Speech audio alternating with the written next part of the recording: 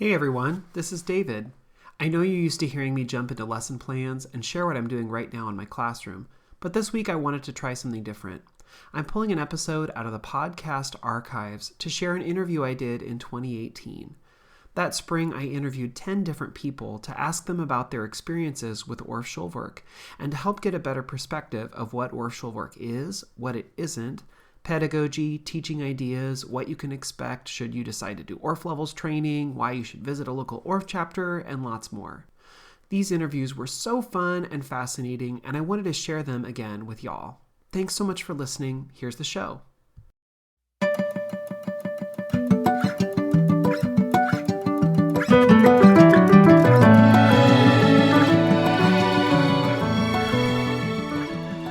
Hey everyone, welcome to episode 27 of Make Moments Matter, a music education podcast, where I share lesson ideas, songs, games, and inspiring things for your elementary music classroom. My name is David Rao, and I am the music teacher who blogs at makemomentsmatter.org.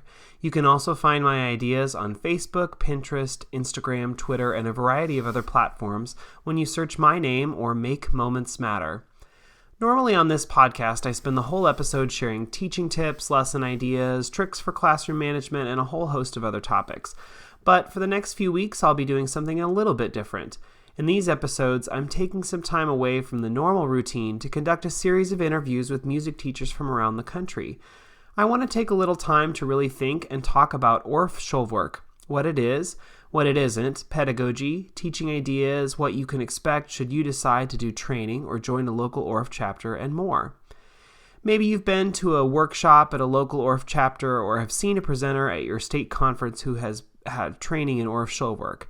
These sort of experiences are great, but definitely don't give you the full picture, and I want more people to really know about the ins and outs of the Orff approach, how to utilize those pitch percussion instruments that are so often associated with Orff Schulwerk, ideas about teaching recorder, movement, resources, and a whole lot more. So throughout this series of conversations, I'll be talking with leaders in the world of Orff Schulwerk and people who have lived with this teaching approach. If you've missed the last few episodes, you'll definitely want to go back and hear my conversations with Tiffany English, Jennifer Donovan, Beth Malene Nelson, and Natasha Thurman. In each of those conversations, we cover a variety of Orff Schulwerk related topics from recorder to pitch percussion, lesson scaffolding, movement, online resources, and a lot more. In this episode, I get a chance to talk with Josh Southard. Josh teaches elementary music at Smoky Row Elementary School in Carmel, Indiana. He is currently serving as the Region 6 representative for the American Orff Schulwerk Association. He presents at Orff workshops around the country and is the basic pedagogy instructor for Level 1 at the Gwinnett County Orff course in Atlanta, Georgia, Anderson University in Indiana, and DePaul University in Chicago, Illinois.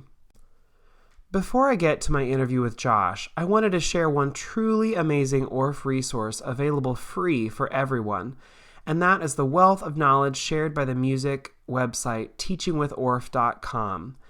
Teaching with Orff was created as a place for music and movement educators to share information, collaborate, and connect.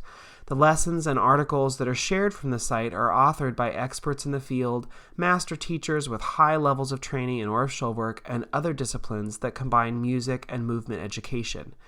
There are loads of great articles about classroom management, vocal improvisation, working with administrators, creative process, holiday lessons, instrument technique, pedagogy, and that's just from the articles published since January 1st of this year. You can scroll through archives and find tons of amazing resources and articles published for free. One part of the site that I really want to draw your attention to is the Instrument Repair Hospital. In fact, on the top of the main page, you'll find a link to Instrument Repair, and when you click it, you'll be able to pull up all the articles related to instrument repair. Teaching with Orff is made possible by the generous donations from MMB Music, the sole U.S. distributor of Studio 49, which, if you're not familiar, is a popular brand of Orff instrument. They know what they're talking about when it comes to instrument repair and maintenance. The instrument doctor, Lissa Ray, shares tips, tricks, and how-to videos about how to fix old instruments and take care of common problems. Lissa presents Orff Schulwerk workshops and classes for teachers and children around the country and is a wealth of knowledge. These videos are fun and informative and help you figure out how to fix those old instruments that have been damaged or have been sitting on the shelf for years. Her videos could save you thousands on expensive replacements and repairs. Again, in just the past month or two, she shared amazing videos about how to repair broken hand drums, contrabass bar cleaning and repair, how to fix bars that are buzzing for some reason, rusty glockenspiel, bar cleaning and bar repair, and lots more. This is a resource that you are not going to want to miss out on, and again, it's free and open for anyone. Just head to teachingwithorff.com, and after you've searched through the main page full of helpful articles and ideas, click on the Instrument Repair category to see the amazing work of the instrument doctor, Lissa Ray.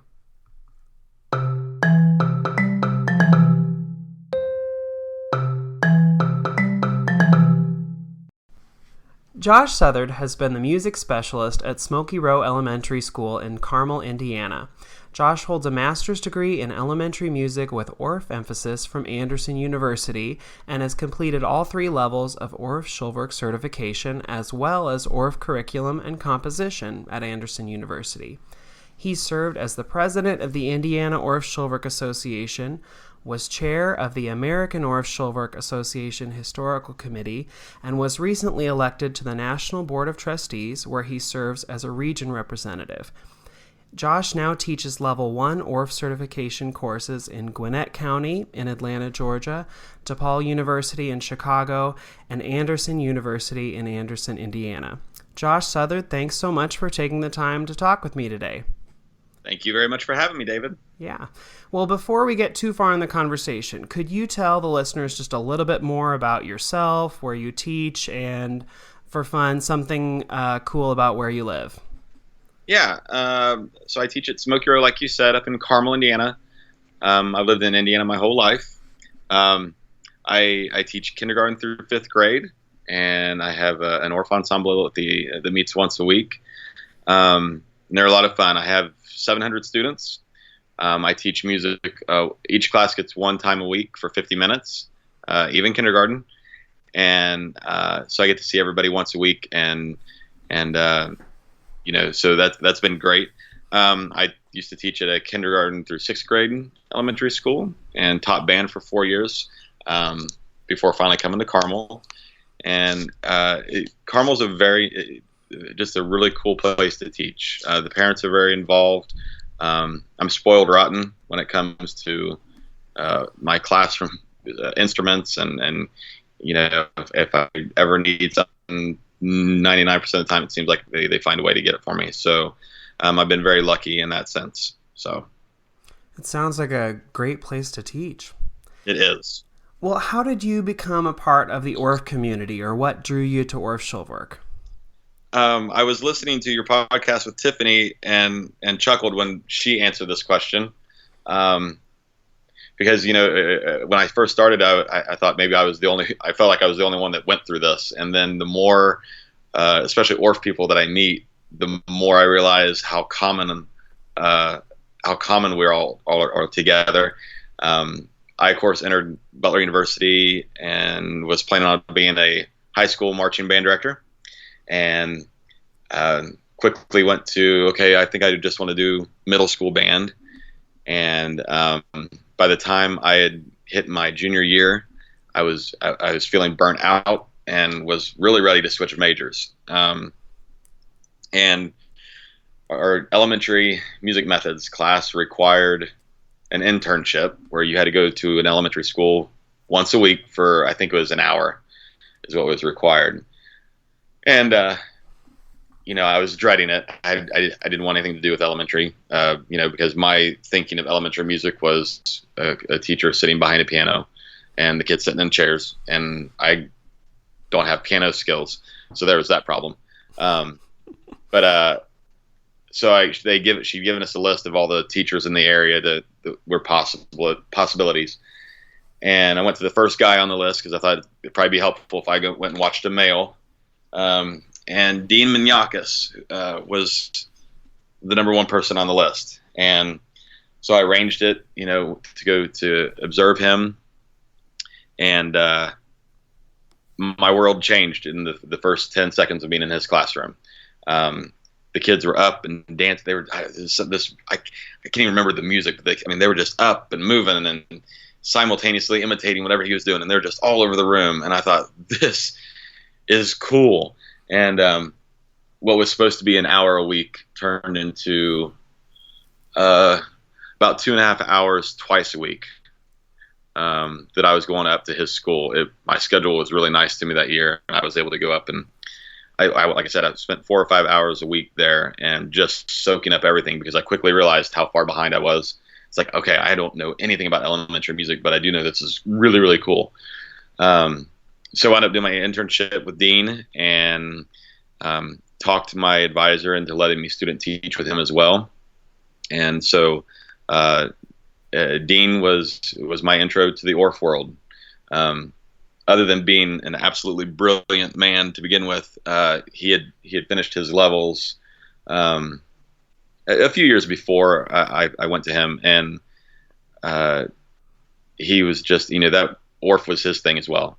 And I started going to the local workshops, and Indianapolis is a great place because there's so many music teachers around, and so many are Orff trained. So the local workshops were really big, and I wound up meeting just amazing Orff teachers, and who are more than welcome, who are very welcoming for me to come observe them. And here I am. I'm in my 14th year teaching, and I'm still emailing them and calling them and asking for advice every now and then.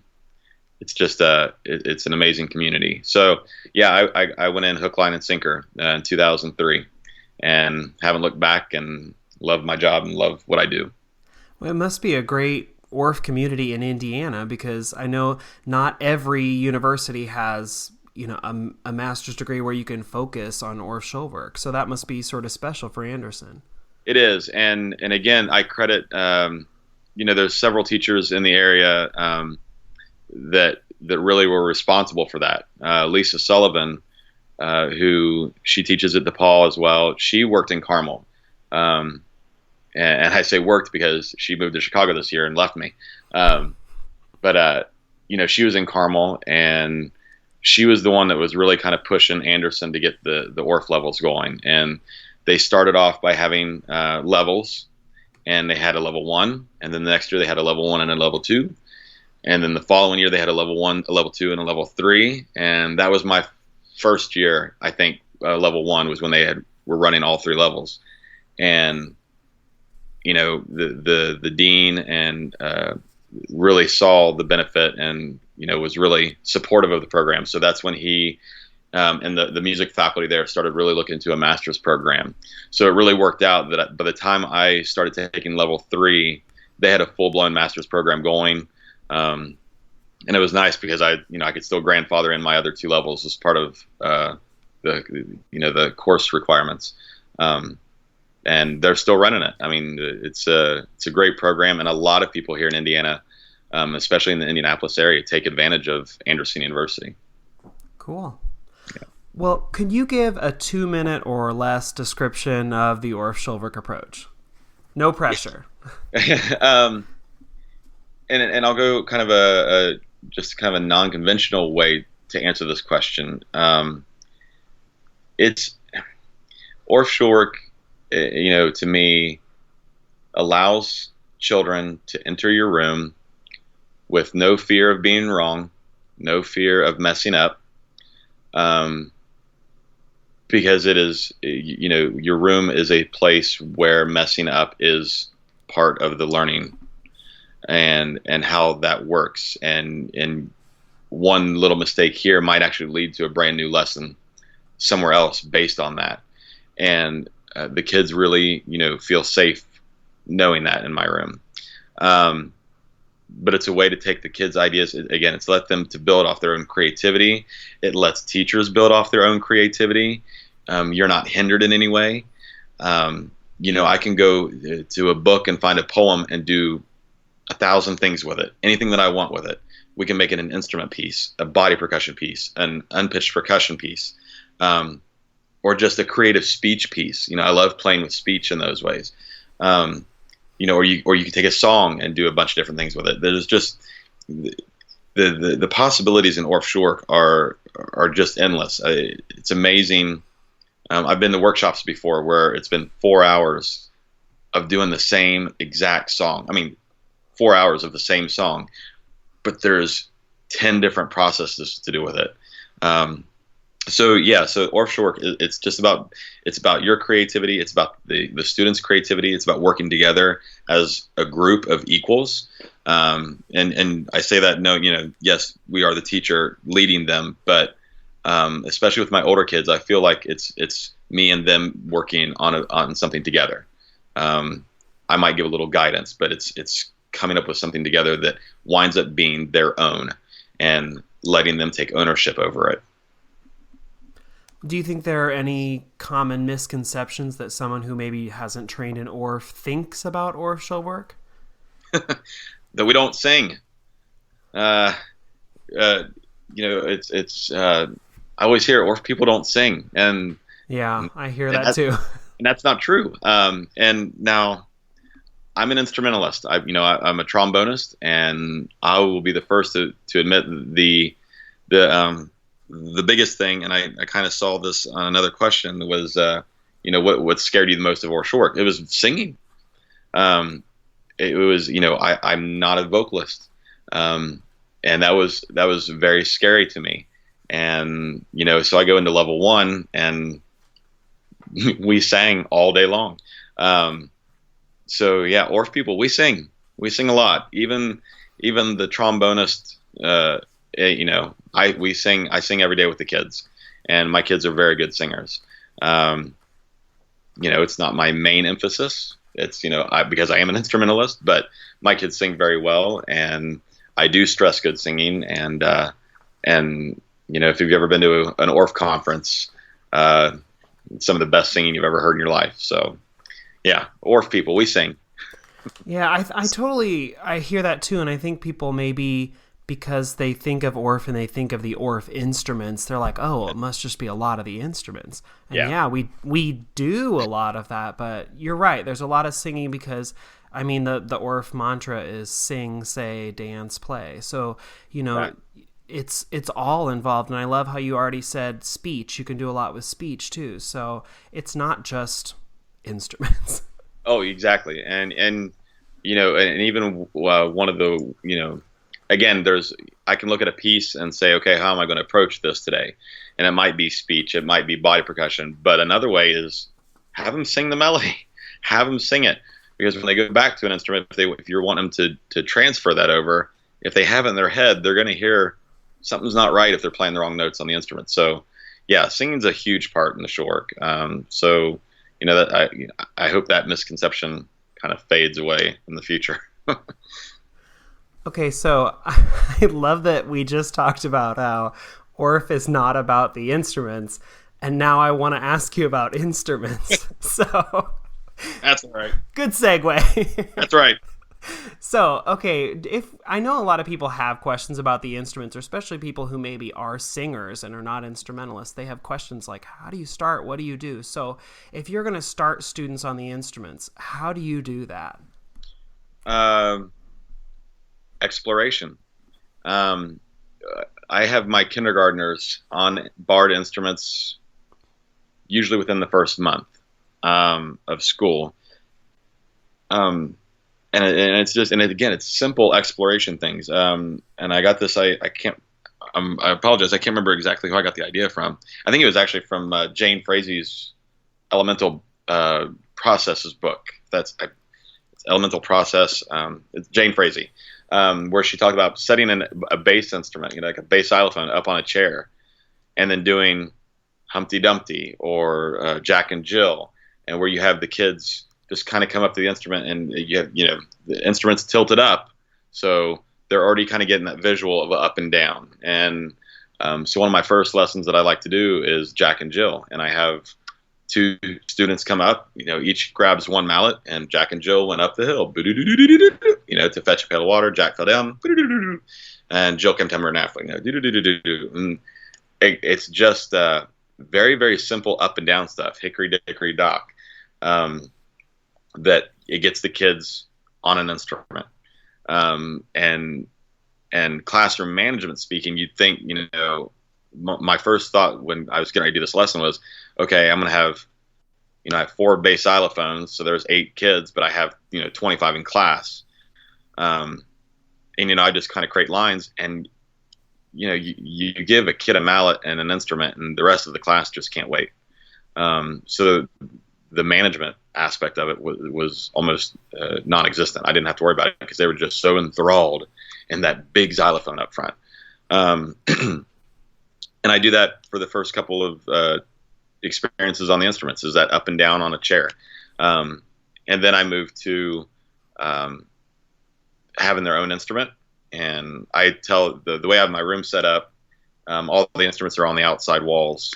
And I just tell the kids, you know, they're on carts. I'm very lucky.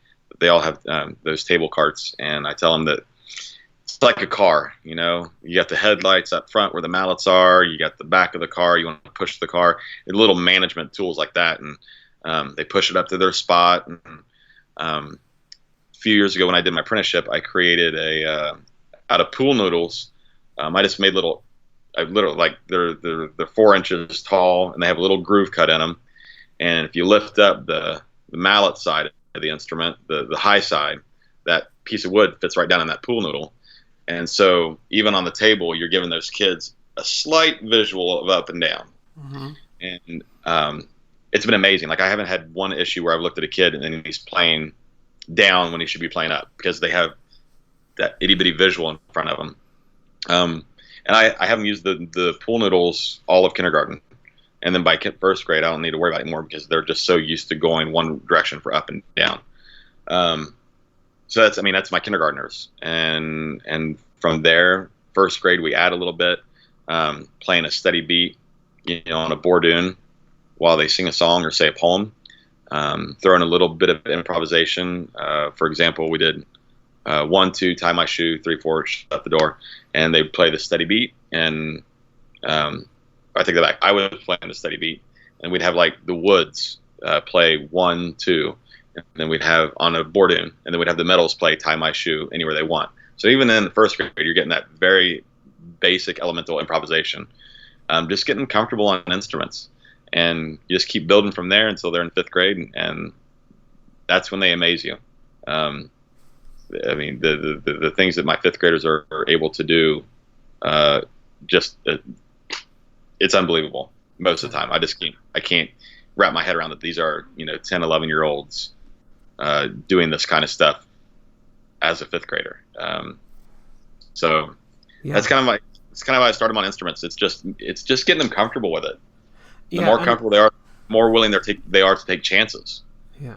And I hear you saying a lot about exploration, and it seems to sync up with a lot of the things I've heard about Orff, about, you know, preparatory play and exploration. And it's funny because I think a lot of people who are not trained in Orff Schulwerk, they see those instruments and they're like, okay, how am I going to teach them to play a melody? Or, you know, like that's maybe the first place that people go, where it sounds like a lot of what you do is like, no, we're just experimenting, trying, because that will eventually turn into something else. And the first thing that I do with every grade level now, except my 5th graders, at that point I'm like, come on guys, we got to get going. But I try to give every grade level, once we get the instruments out and ready, I'll say, okay, take 10, 15 seconds and just let them play around. You know, as long as you set the expectation of what you expect them to, how do you expect them to treat the instruments, you know, don't be pounding on the bars. Don't be, you know, hitting as hard as you can. Don't be, as long as they know what you expect of them as far as instrument technique in that sense, just let them play. Give them a few seconds. Say, play around, you know, and then every now and then you'll get a kid say, oh, listen to this, Mr. Southard, and he'll play, you know, they'll play something. I was like, oh, no, that's really cool. We really got to do something with that. Remind me. But I always give those kids, you know, because they just want to play it. You know, I think some of us get so caught up in getting to that end product or that concept taught. that we forget that, especially in the younger grades, they're 5 years old. They don't have this at home. Let them play. It's not an iPad. Let them play. So I give my kindergartners, like I said, 20, 30 seconds or a minute or something, something until I see that they're getting kind of done with it. But I just say, all right, take 15 seconds or so, play around, go. And I've never had to stop a kid from pounding on an instrument. They know what I expect of them. But again, it's just that time for them to explore, hear different things, play around. Right. I think it's important.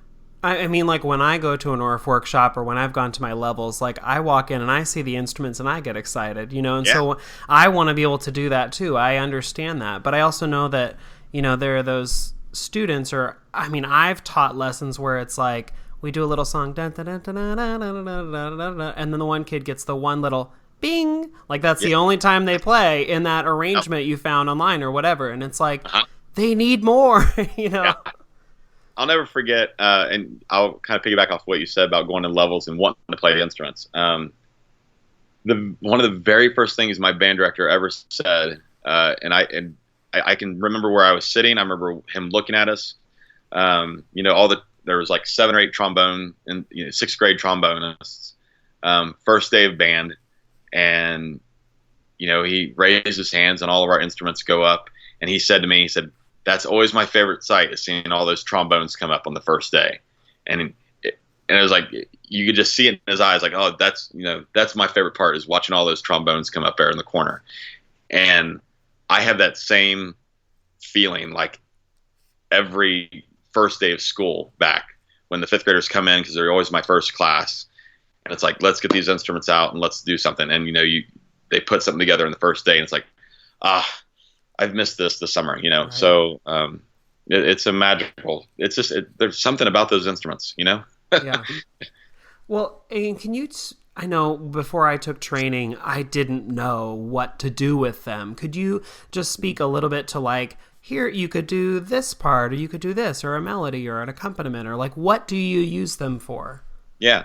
So again, with kindergarten, I use it a lot after we've done a little finger play, especially up and down. My big thing in kindergarten is, up and down on the instruments, but they're also doing up and down, and they're singing, their vocal exploration. So it's just one more way to enhance that. And then, for those visual learners, you're giving it to them right in front of them. They have an instrument in front of them. And then, at first grade, again, you work on having them play a beat on a bourdoon. Maybe some simple little melody stuff if you do like a Soul Me thing. But even like this year with my first graders, I've not done that. I've just kind of stayed with them playing a steady beat on a bourdoon while they're singing a song. And for those people who don't know what a bourdoon is do and sol. Okay. It's 1 and 5, and it's really in pentatonic. You're talking about the first and the fifth, right? Tonic, dominant. So it's sort of it harkens back to that drone that even medieval people did. It's that been around for hundreds of years, sort of a thing. Yeah, it gives them that harmonic stability, right? And again, it's just kind of one of those. Orff Schulwerk is a process. So, 2nd grade, you add a couple more things, and that's when I introduced pentatonic to them. And, I'm introducing pentatonic to the 2nd graders this week, and we're explaining. It's cool because, they've been going to the instruments now for 3 years, and last year, where I say, okay, let's go back to the instruments, and we take off our E's and our B's, and I'm having them set up in F pentatonic, but of course I'm not labeling it. And this week I've had several kids go, wait a minute, that's what you've been having us do all this time. I was like, yeah.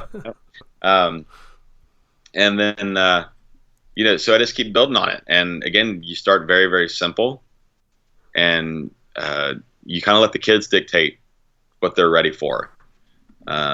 Between 5 2nd grade classes, 3 might be ready to try a little simple melody with a bourdoon or an ostinato, a repeated pattern, and the other 2 might not, and that's fine.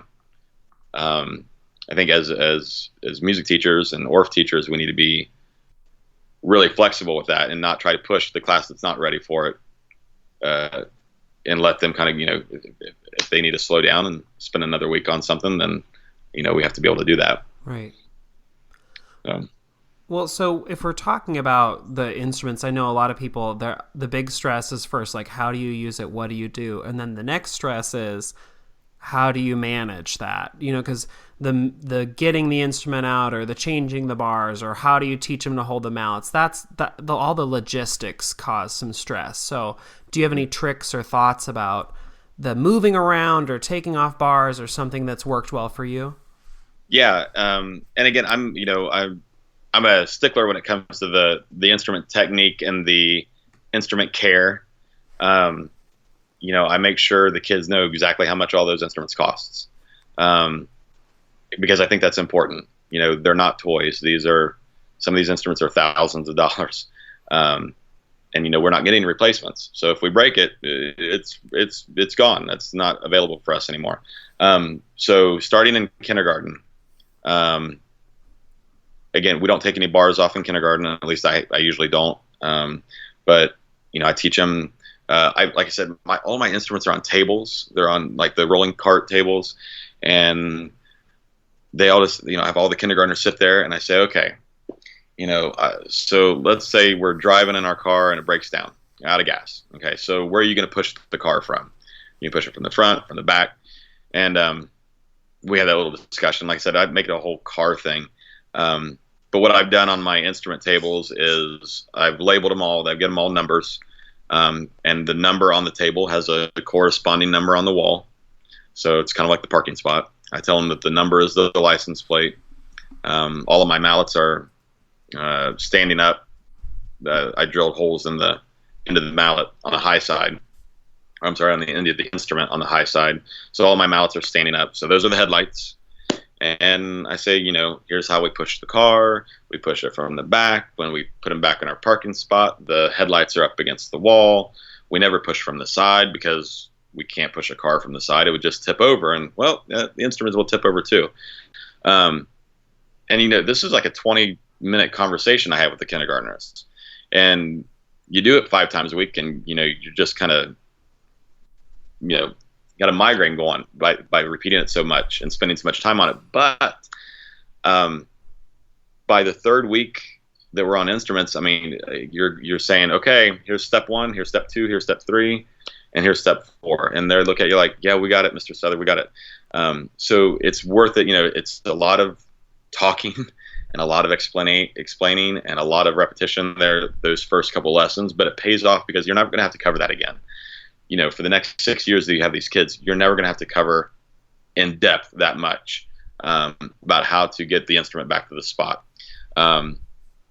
With the younger kids, I have tape, kind of like seat spots, where they sit in lines and they go get their instrument and they bring it back to their spot so that they're all in nice lines in front of me, and I can, I play my instrument backwards so that it's, looks right to them.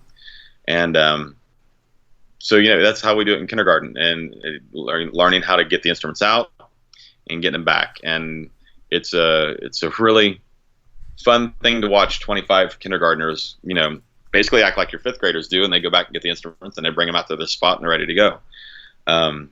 Usually by the time in 2nd and 3rd grade, we set up kind of in an arch, a rainbow shape. Glockenspiels to my left, all the way over to basses on my right, and that's how my older kids will set up, kind of that more traditional band arc. And let's see, where else am I going with this question, David?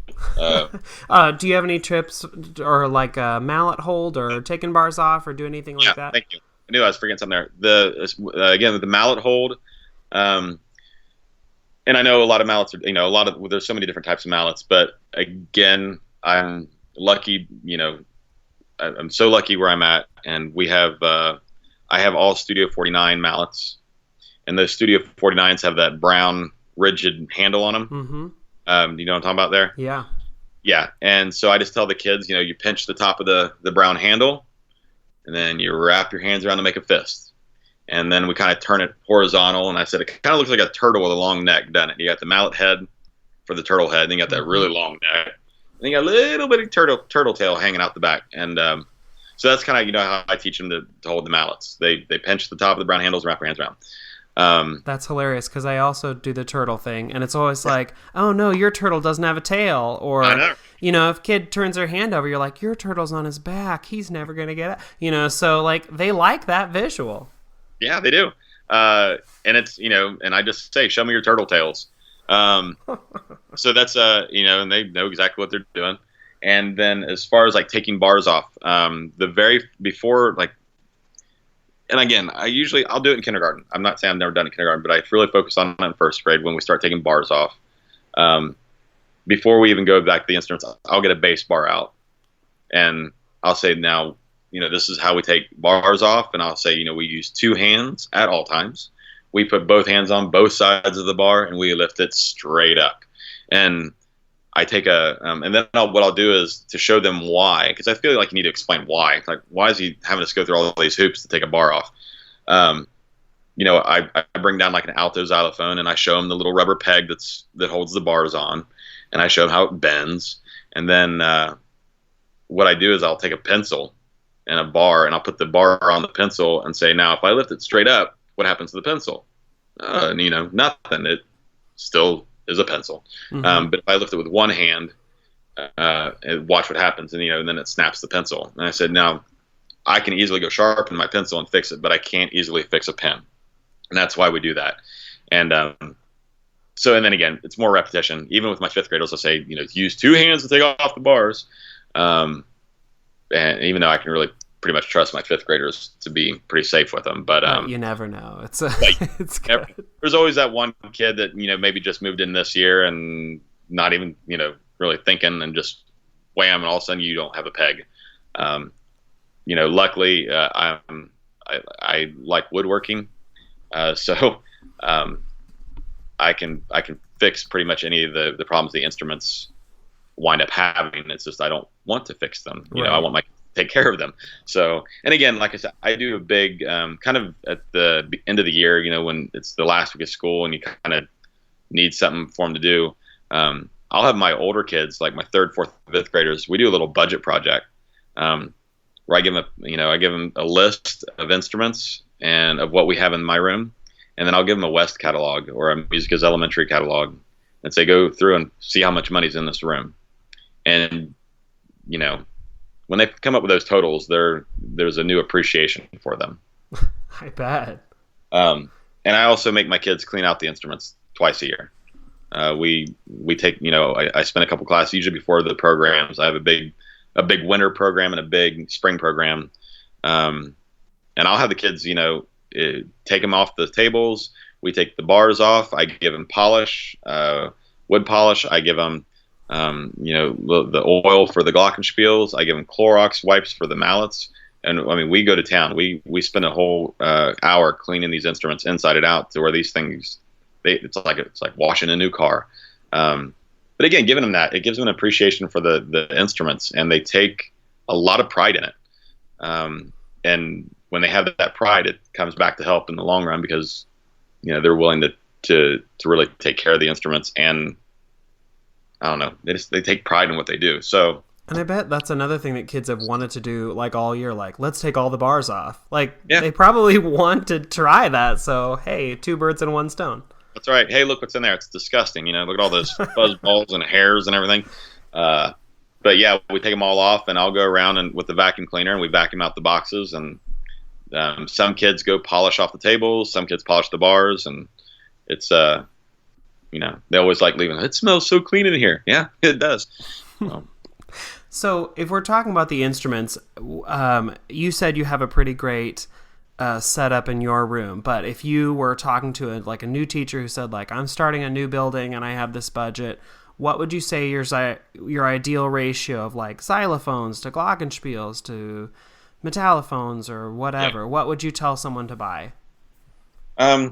If you're starting off and you have nothing, and I tell all my level 1 students this, I feel like you need a couple of good alto xylophones, maybe a soprano xylophone and a glockenspiel. I think that's your basic, because that's a really nice little sound to sing with and to play with. Mm-hmm. It gives you a couple voices. But if you're going, like, I get to buy a whole new instrumentarium, for 25 kids or whatever. Really, I think probably 6 to 8 glockenspiels would be a great start. And glockenspiels are soprano and alto. Would you do half and half, or do you think that matters quite so much? I don't know. I think that could be a preferential thing too. I tend to, I like my alto glocks. So I would, if you're doing 8 glockenspiels, I would almost say I would do like a 5 and a 3 type thing. 5 altos, 3 sopranos. And again, I think that's just a preferential thing. I don't know that there's a huge reason for it. They're both going to be above the singing range anyway. But I think it's a preferential thing. And then I would move to 4 or 5 soprano xylophones, 4 or 5 alto xylophones, and 2 or 3 basses. Now I'm a big metallophone person, and I know you're alone in that. There are a lot of people around the country who are like, we don't want them. Yeah, we're tuning this guy off now. Yeah. No, I like metallophones. I have, and again, this is going to sound horrible. I have, I have 42 barred instruments in my room, which is a huge amount. And I have 5 metallophones. And if it really up to me, because I'm extremely spoiled in that sense, I would have probably 3 or 4 more. And I couldn't even tell you why. I just kind of I like the Studio 49 metallophones. They have a good ring to them, but they're not overbearing. And with the right mallet, I just like the fullness it gives to the ensemble. Right. I guess it fills it up just a little bit more. And there are pieces where I'm like, oh, we shouldn't probably use metallophones on this, but and again, in the pentatonic world, you're not going to really have any of those dissonances that metallophones would really lend themselves to. But yeah, I like metallophones. I think they just kind of fill up the sound a little bit more. And for people who maybe don't know, I mean, a metallophone is a metal bar and it rings a really long time. So compared to a xylophone, which sort of the sound dies off faster. So a lot of teachers lean more towards xylophones than metallophones because you don't have that long ringing note. Yeah, the metallophone's kind of like it's an elementary version of the vibraphone. Right. Without the electric hookup. But that's pretty much what it is. And I understand the teachers that they don't like the extra ring. And like I said, there's definitely a time when you definitely don't want them. Again, I throw the curve. I realize that I'm a metallophone guy, and I don't know. Like I said, it fills up the sound a little bit more, especially in my big instrumental groups. Now, I'm not, I wouldn't do it with in a very thin instrumentarium. I'd say 1 metallophone, 1 soprano, and 1 alto would be just fine in a normal 25 instrument set. But like I said, I like the metallophones. Right. And I think it's fun because I know that a lot of people have different preferences for things, but I mean, a lot of times you walk in and it's like you work with what you have, so whatever the person before you bought or whatever the school district bought, you sort of have to make do with it. But I know there are some people who like, my PTA is going to buy me a whole room of whatever I want. So It's nice to have these conversations to say like, buy more of this or buy less of this because. Yeah. And it's not, I'm not, if somebody were said, my PTA is going to give me a whole set, what do I buy? I'm not going to recommend, 8 metallophones. I think 1 of each would be just fine. And again, if you really don't like metallophones, and I know plenty of teachers will be like, oh, then I'm not going to get a single metallophone. That's perfectly, okay. It's a personal opinion thing. So yeah, I mean, I wouldn't fill your room with metallophones. And again, and just sort of briefly, could you say a little bit about like if you open up a book and it says you must have this xylophone, this metallophone, do you feel like that's true, or can you sort of change things as you want? I don't even look at those. I mean, to be honest, I look at, okay, this is obviously the melody line. This is a color part. This is an ostinato part. This is, obviously the bass timpani part. And and again, even in the music for children volumes, there's not a whole lot. You'll see the glockenspiel parts and the alto parts, but you're not going to see any bass xylophone parts, and especially volume 1, they're not there. The bass xylophone doesn't even show up, I believe, until volume 3. So does that mean you're not going to play bass xylophone at all if you're doing material out of volume 1 and volume 2? Of course not. No, I look at it as really voices. I don't look at the instruments at all that are suggested. I strictly look at it as voices, and then I just kind of determine from there. If I get stuck or if I need a suggestion, I'll look to see what they've written it for. And again, to that extent, when you look at a piece and it calls for soprano xylophone and alto xylophone, and you're sitting there with 12 glockenspiels, 3 sopranos, 3 alto xylophones, and then a bass, you're obviously not going to say, well, I really can't play this part because I don't have the instruments for it. Right. You're gonna adjust, and again, that's the beauty, I think. And I think anybody who writes pieces for Orff instruments, and most definitely the Music for Children volumes by Orff and Catemon, they're to be models. They're not to be played, and they're not to say they can't be, but they're not meant to be played as written.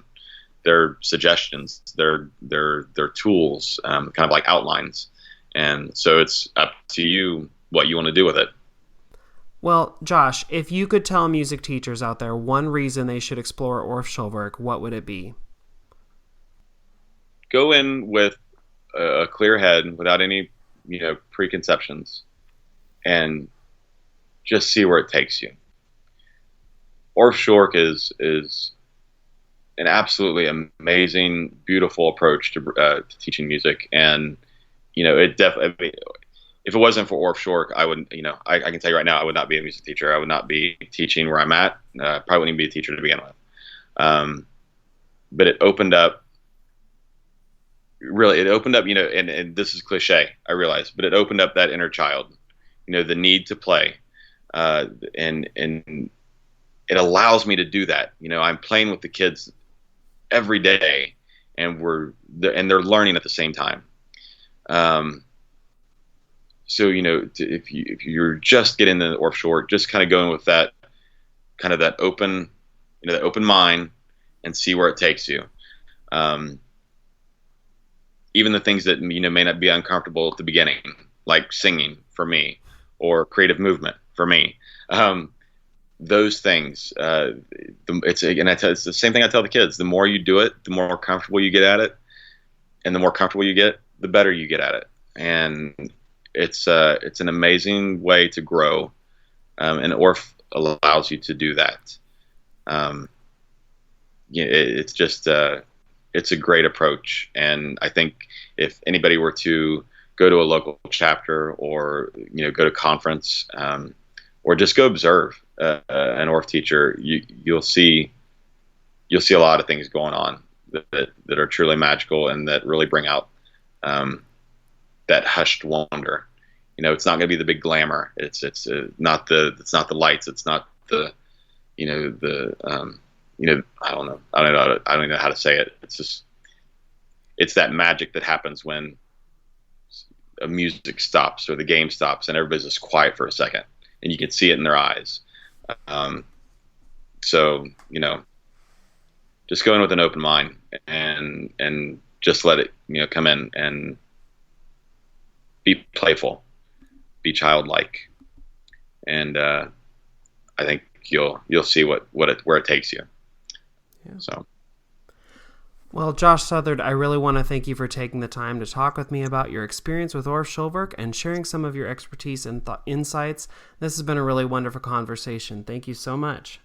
Thank you. Josh Southard teaches elementary music at Smoky Row Elementary School in Carmel, Indiana. He presents at Orff workshops around the country and is the basic pedagogy instructor for Level 1 at the Gwinnett County Orff course in Atlanta, Georgia, Anderson University in Indiana, and DePaul University in Chicago, Illinois. In this interview, Josh talked a bit about his classroom and instrument setup. If you're interested in seeing pictures from his classroom, you can do so when you visit his classroom website, which is smokyrowmusicroom.org. If you have follow-up questions for Josh, you can email him at southardorff@gmail.com, which is SOUTHARD, orff@gmail.com. That's all for this episode of the podcast, but check back in the coming weeks for more conversations with Orff specialists from around the country. If you're interested in learning more about Orff Schulwerk, finding a local chapter, or attending Orff teacher training, you can find all the information you need at aosa.org. My name is David Rao, and you have been listening to Make Moments Matter, a music education podcast.